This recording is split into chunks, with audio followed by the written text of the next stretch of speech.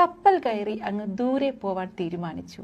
എവിടെ എത്തിച്ചേരുമെന്നോ എന്തായി തീരുമെന്നോ ആ ചെറുപ്പക്കാരന് ധാരണയുണ്ടായിരുന്നില്ല. എന്നാൽ താൻ തിരഞ്ഞെടുത്ത വഴി ശരിയെന്ന് അവന് ഉറച്ച വിശ്വാസവും ബോധ്യവുമുണ്ടായിരുന്നു.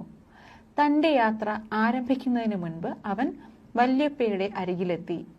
നേരിൽ കണ്ട് അനുഗ്രഹം വാങ്ങിക്കുന്നതിനായിരുന്നു ആ കൂടിക്കാഴ്ച.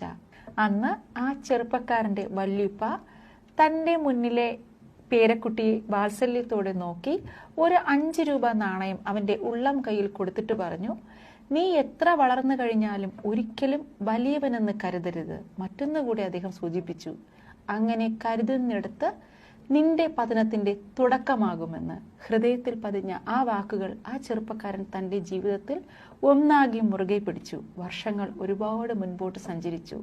ഇന്ന് ആ 18കാരൻ തന്റെ സമ്പത്തിന്റെ കാര്യത്തിൽ ലോക മലയാളികളിൽ ഒന്നാമനാണ്. അംഗീകാരങ്ങളുടെ കൊടുമുടിയിൽ എത്തി നിൽക്കുമ്പോഴും ഭവ്യതയോടും സ്നേഹത്തോടുമാണ് അദ്ദേഹം എല്ലാവരോടും പെരുമാറുന്നതും. ജാതി മതഭേദമന്യേ എല്ലാ പ്രവാസി മലയാളികൾക്കും അവരുടെ കുടുംബാംഗങ്ങൾക്കും ഒക്കെ ദൈവതുല്യൻ തന്നെയാണ് തികഞ്ഞ ആ മനുഷ്യസ്നേഹി. നിങ്ങൾക്കെല്ലാവർക്കും അറിയാമല്ലേ MA യൂസഫലി എന്ന കാരുണ്യത്തിന്റെ നിറകുടമായ മലയാളിയായ ഇന്ത്യൻ വ്യവസായിയെ. UAE ആസ്ഥാനമായുള്ള ഒരു ഇന്ത്യൻ വ്യവസായിയും ശതകോടീശ്വരനുമാണ് യൂസഫലി MA. 1955 നവംബർ 15-നാണ് യൂസഫലി എന്നറിയപ്പെടുന്ന യൂസഫലി മുസ്ലിം വീട്ടിൽ അബ്ദുൽ ഖാദർ ജനിച്ചത്.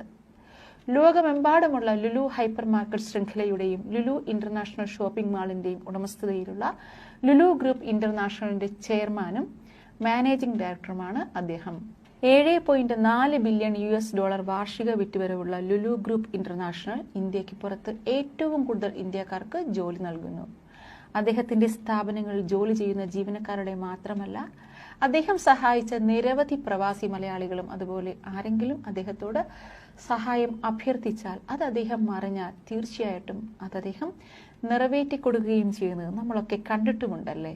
ഇങ്ങനെയൊക്കെ കാരുണ്യം കൊണ്ടും കരുതൽ കൊണ്ടും മലയാളികളുടെ അഭിമാനം ഇന്ത്യ ഒന്നാകെ ഉയർത്തിയ ഒരു മലയാളി വ്യവസായിയാണ് MA യൂസഫലി. അദ്ദേഹം പറഞ്ഞ വാക്കുകളാണ്, "എന്റെ വിശ്രമം എന്റെ ഖബറിലായിരിക്കുമെന്ന്." ഇത് പറയുമ്പോൾ അതുവരെയും താൻ ഈ രാജ്യത്തിന് വേണ്ടി പ്രവർത്തിക്കുമെന്ന മഹത്തായ